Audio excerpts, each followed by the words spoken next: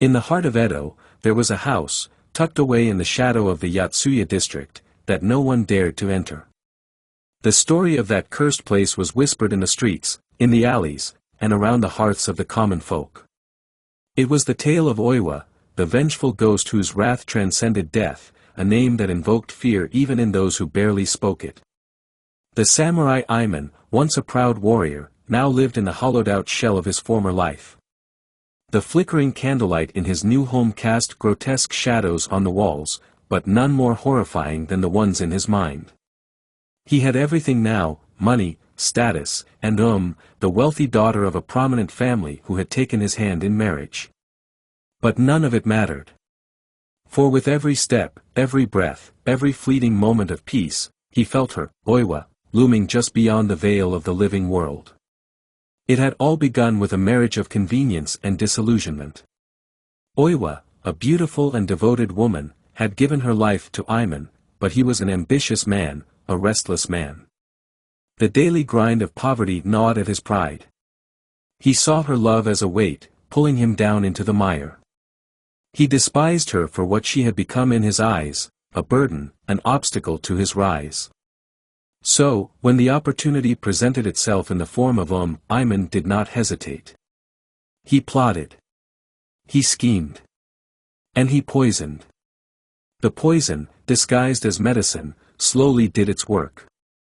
Oiwa, oblivious to her husband's treachery, continued to apply the ointment to her face, believing it would make her look beautiful again, like she used to be. But day by day, her reflection grew more horrifying. Her once radiant skin bubbled and cracked. Her right eye swelled grotesquely, until it bulged from her face in a hideous, twisted form. The night Oiwa discovered the truth was the night everything changed. Oiwa sat before a cracked mirror, her trembling hand touching the disfigured ruin of her face. Tears streamed down her one good eye as she pieced together the fragments of her husband's betrayal. Her heart, already broken by his coldness, shattered further as she realized the extent of his cruelty. She knew he had given her the poison. She knew of his plans to discard her for With shaking hands, she tried to stand, her head spinning from the poison still coursing through her veins. But she was too weak. She stumbled, reaching for her husband's sword in a last desperate bid for revenge. As she pulled it from its sheath, her legs gave way, and she collapsed, the blade piercing her body.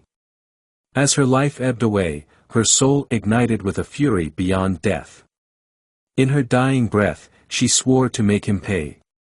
Aiman would never be free of her. He would feel her rage until his last breath. The wedding of Aiman and was a grand affair, with all the lords and ladies of Edo in attendance. Aiman, dressed in fine robes, smiled at the prospect of his new life, but a shadow lingered over his heart. During the ceremony, when he looked into eyes, he froze. For a brief moment, he didn't see his young bride's delicate face. He saw Oiwa. Her face, distorted by poison, her single bulging eye glaring at him with unspeakable hatred. He blinked, and face returned to normal, but the image burned itself into his mind. As the days passed, the hauntings grew more frequent. Every reflection in the mirror twisted into Oiwa's grotesque visage. In the middle of the night, Aiman would hear her voice, a soft, agonizing whisper. Aiman. It grew louder each time. At first, he thought it was the wind, then the creaking of the house. But soon, he knew it was her. He tried to ignore it, but Oiwa's ghost was relentless. In the dead of night, when the moon was a cold, pale eye in the sky, she would appear at the foot of his bed, her face half covered by her long, matted black hair. Her one exposed eye, swollen and bloodshot, bored into his soul. "You thought you could escape me," she whispered, her voice dripping with venom. "You will never be free, Aiman." Aiman's blood ran cold. His wife, lay beside him, blissfully unaware of the terror that gripped him. He tried to shut his eyes, to block out the sight of the ghost, but every time he did, Oiwa's face was there, burned into his mind. Her appearances became more frequent, more vivid. In the mirror, he would see her standing behind him, her mouth twisted in a grotesque smile. On the street, he would catch glimpses of her reflection in shop windows, always watching, always waiting. Then came the night when fell victim to the curse. Ayman was returning home late, exhausted from the sleepless nights and the constant presence of his dead wife's spirit. He found staring into the large mirror in their bedroom, her face pale with terror. He said, "What's wrong?" She didn't answer. Her eyes were locked on the reflection in the mirror.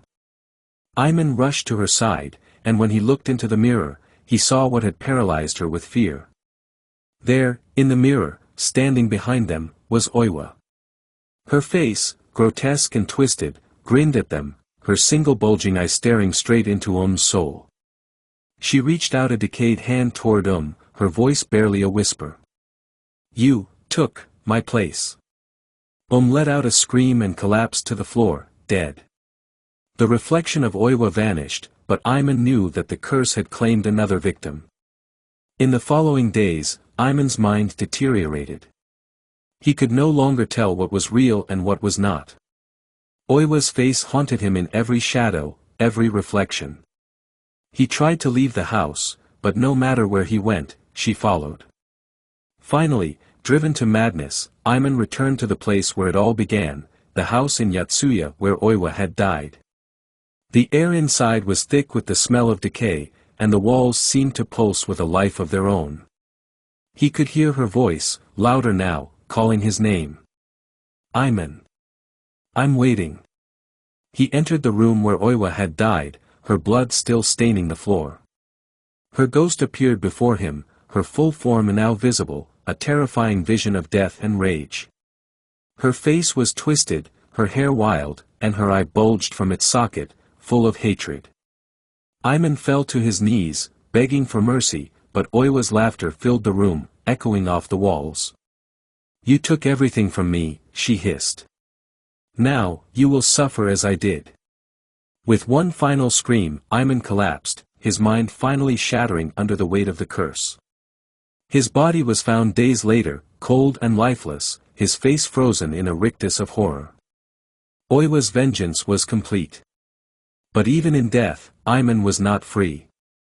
For those who tell the tale of Oiwa say that her spirit still lingers, waiting for anyone foolish enough to betray love and loyalty.